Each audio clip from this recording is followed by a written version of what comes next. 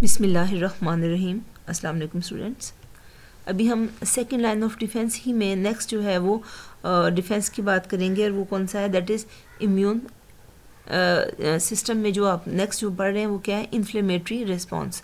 Inflammatory response जो है ये मेजर कंपोनेंट है नॉन स्पेसिफिक डिफेंस। आपको याद होगा कि जो फर्स्ट लाइन ऑफ डिफेंस और सेकंड लाइन ऑफ डिफेंस दोनों ही जो है ये क्या है, ये नॉन स्पेसिफिक डिफेंस होते हैं। क्योंकि हमने इसको अभी इस वक्त जो हम सेकंड लाइन ऑफ डिफेंस पे हैं, इसका मतलब ये हुआ कि जो भी इसके अंदर आपका रिस्पांस आएगा वो कौन सा होगा, वो नॉन स्पेसिफिक होगा।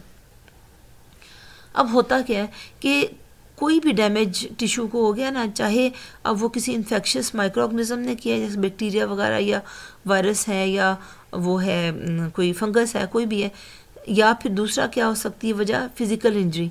फिज़िकल इंजरी क्या है कि अगर आपको इवन स्क्रैच भी लग गया, चोट लग गई है, कुछ भी हो गया या किसी इंसेक्ट ने काट लिया, तो ये रिस्पॉन्स जो है ये क्या होगा, ट्रिगर हो जाएगा, यानी कि इनिशिएट हो जाएगा। इन्फ्लेमेशन जो है ये दो तरह की होती है, ये लोकलाइज्ड भी होती है और ये सिस्टेमिक भी होती है। सिस्टेमिक का क्या मतलब है, वाइड स्प्रेड। लोकलाइज्ड जो इन्फेक्शन है वो क्या होती है, उसको हम लोकल इन्फ्लेमेशन भी कहते हैं। और ये इन्फ्लेमेटरी रिस्पॉन्स है जो कि कन्फाइंड होता है specific area of the body, यानी जैसे जिस हिस्से में चोट लगी है तो वहाँ वो क्या होगा, वो स्वेल कर जाएगा, तो वो आपका लोकलाइज्ड है। लेकिन दूसरी जो है वो आपकी कौन सी होती है, सिस्टेमिक। सिस्टेमिक क्या है कि वो पूरी बॉडी के अंदर हो सकती है, तो वो सिस्टेमिक होगी। जैसे किसी को एलर्जी हो जाए या कुछ भी हो जाए तो वो उसके इफ़ेक्ट्स उसमें भी इन्फ्लेमेशन हो जाती है। अब इसमें क्लासिकल साइंस जो है इन्फ्लेमेशन की आपने अच्छी तरह याद रखने हैं, वो कौन से हैं, हीट। आपने कभी देखा है कि जहाँ चोट लगती है वहाँ आपका वो जो रीजन है वो गर्म हो जाता है ना, आपको हीट फील होती है वहाँ पर। इवन ये वो साइंस है कि जिनको आप खुद फील भी कर सकते हैं, कि जैसे आपने सोचा कि आपको चोट लगी, आपका वो एरिया क्या हो जाएगा, वो स्वेल कर जाएगा, ठीक है, तो वहाँ आपको क्या क्या फील होगा, हीट पेन फील होगी, फिर पेन होगी, फिर रेडनेस, वो एरिया रेड हो जाता है, फिर वहाँ स्वेलिंग हो जाती है, और फिर लॉस ऑफ फंक्शन, यानी कि आप जैसे अगर आपके टांग में चोट लगी फिर आपसे चला नहीं जाएगा तो लॉस ऑफ फंक्शन भी होगा। तो ये क्लासिकल साइंस है उसके जो है वो इन्फ्लेमेशन के। अब ये देखें कि यहाँ पर इसकी डिटेल में हमने इसको जो है फिगर से हम इसको डिस्कस कर सकते हैं। आप ये देख सकते हैं कि ये यहाँ पर इस एग्जांपल में हमने ये दिखाया कि एक पिन जो है वो चुभ गई है इसके अंदर, स्किन के अंदर। अब जब ये इसको हम इंसल्ट कहते हैं, जब कोई आपको चोट लग जाती है ना तो हम इसको इंसल्ट कहते हैं। तो अब ये क्या हुआ है कि ये आपकी चुभ गई है, तो क्या होगा, इसके साथ ही क्या होगा, एक तो टिश्यू, दो काम होंगे, एक तो ये टिश्यू डैमेज हो गया, यानी यहाँ जो सेल्स थे टिश्यू में ये वाले सारे ये डैमेज हो जाएंगे इसके इर्द गिर्द, और इसके साथ ही एक और भी काम होगा कि क्या होंगे, बैक्टीरिया एंटर हो जाएंगे। तो अब ये टिश्यू इंजरी दिखाई है, और इससे क्या होता है कि जिस वक्त टिश्यू इंजरी होती है तो ये आप सारे जो इवेंट्स देख रहे हैं ये एक्चुअली चेन ऑफ इवेंट्स है कि जो हमारा इन्फ्लेमेटरी रिस्पांस जो है वो बनाएगा। और इसमें क्योंकि हमने कहा कि पिन जो है वो क्या हुआ कि वो उसमें स्किन में चली गई है, उसको ब्रेक कर दिया उसने। और उसके अलावा क्या आपने देखा, इसमें रिपीट कर रही हूँ आपके लिए, कि बैक्टीरिया जो है वो क्या करेंगे, इसको इन्फेक्ट कर देंगे। अब पहला काम जो है वो होगा कि जो टिश्यू जब इंजर होता है तो जो डैमेज सेल्स होते हैं वो क्या करते हैं कि वो केमिकल अलार्म सिग्नल, और जिसको हम कहते हैं हिस्टामीन, तो आप ये देख सकते हैं कि यहाँ पर हमने बताया भी है कि रिलीज़ क्या होगा कि जो केमिकल सिग्नल, और ये वो क्या है, एग्जाम्पल ज़्यादातर जो रिलीज़ होता है वो क्या है, वो है हिस्टामीन।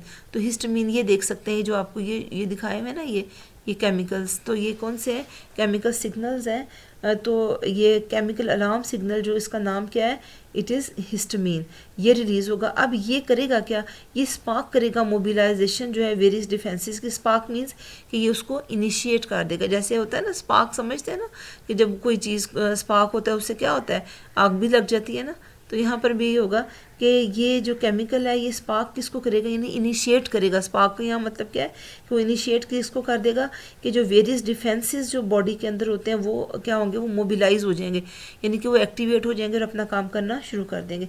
अब हिस्टामीन जो है वो क्या क्या करता है, अब इसकी ज़रा बात कर लें कि ये इंड्यूस करता है जो नेबरिंग ब्लड वेसल्स हैं कि वो डायलेट हो जाए। तो आप ये देखें कि ये ब्लड वेसल थी ना, ये वाली, ठीक है। तो अब ये क्या करेगा, ये देखें, ये हिस्टामिन का इफ़ेक्ट है कि ये क्या करता है, इसको डायलेट कर देता है। और जो ब्लड वेसल जो है वो क्या होती है कि वो क्योंकि डायलेट हो गई है ना, तो पोर साइज़ भी बढ़ जाएगा ना, तो ये लीक करना शुरू कर देती है। और जब ये लीक करना शुरू कर देती है तो इसके साथ एक और चीज़ भी होती है कि क्योंकि ये वाइड हो गई है ना, तो जो ब्लड सप्लाई जो डैमेज्ड एरिया जो है उसको क्या हो जाएगी, वो इंक्रीज़ हो जाएगी। अब ब्लड प्लाज्मा जो है वो क्या करेगा, वो पास कर जो है वो इसमें से जो है ब्लड वेसल के अंदर से जो है किसके अंदर चला जाएगा, इसके अंदर जो आपका जो डैमेज जो टिश्यू हुआ है बाहर, इसके अंदर वो चला जाएगा।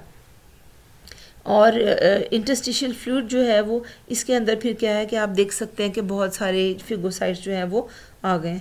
तो ये जो है इसमें क्या हुआ है कि जो ब्लड प्लाज्मा जो है वो क्या हुआ है कि जो लीकी वेसल से निकल के इंटरस्टिशियल फ्लूइड में चला जाता है। और अब यहाँ पर आप देखें कि यहाँ से निकल के क्या हुआ है कि फिगोसाइट्स जो हैं वो क्या होते हैं, ये देखें यहाँ से लार्ज नंबर ऑफ फिगोसाइट्स जो हैं वो इस एरिया में आ जाएंगे। और अभी जो आप ये कंडीशन देख रहे हैं सारी की सारी, यहाँ देखें कि इसको इससे कंपेयर कर लें, यहाँ पर क्या हो चुकी है, स्वेलिंग हो चुकी हुई है। और अब डायलेशन है इसमें, और लीकीनेस जो है लोकल ब्लड वेसल का क्या मतलब है कि जो उस जगह पे ब्लड वेसल जो प्रेजेंट है उनकी हुई है, बाकी बॉडी में नहीं है। कहाँ पर है, जहाँ पर डैमेज है वहाँ पर जो है उसको लोकल ब्लड वेसल कहेंगे। और दूसरी चीज़ जो मैं रिपीट कर रही हूँ आपके लिए वो क्या है कि जो फेगोसाइट्स हैं वो इस एरिया के अंदर चले जाते हैं। इसके बाद क्या होगा कि आप ये देख सकते हैं फेगोसाइट्स ने अपना काम करना शुरू कर दिया। ये क्या कर रहे हैं, ये देखें, ये एंगल्फ कर रहे हैं जो है। फेगोसाइट्स में दो नाम याद रखते हैं आपने, मैक्रोफेजेस और न्यूट्रोफिल्स। अब ये क्या करते हैं कि ये बैक्टीरिया को कंज्यूम करना शुरू कर देते हैं। और इसके अलावा जो सेल डेब्री है ना, जाहिर है कि जो टिश्यूज़ डैमेज हुए हैं, जो सेल्स उनकी डेथ हुई है तो या डैमेज हो गए हैं, तो उनको वहीं तो नहीं रखना ना, वो काम के तो नहीं रह गए, तो उनको भी क्या करते हैं कि ये जो उसको हम सेल डेब्री कह देते हैं, तो उसको ये क्या करेंगे कि ये उसको भी जो है एंगल्फ कर लेते हैं। और उसकी वजह से क्या होता है कि अब जो है वो टिश्यू हील करना शुरू हो जाता है।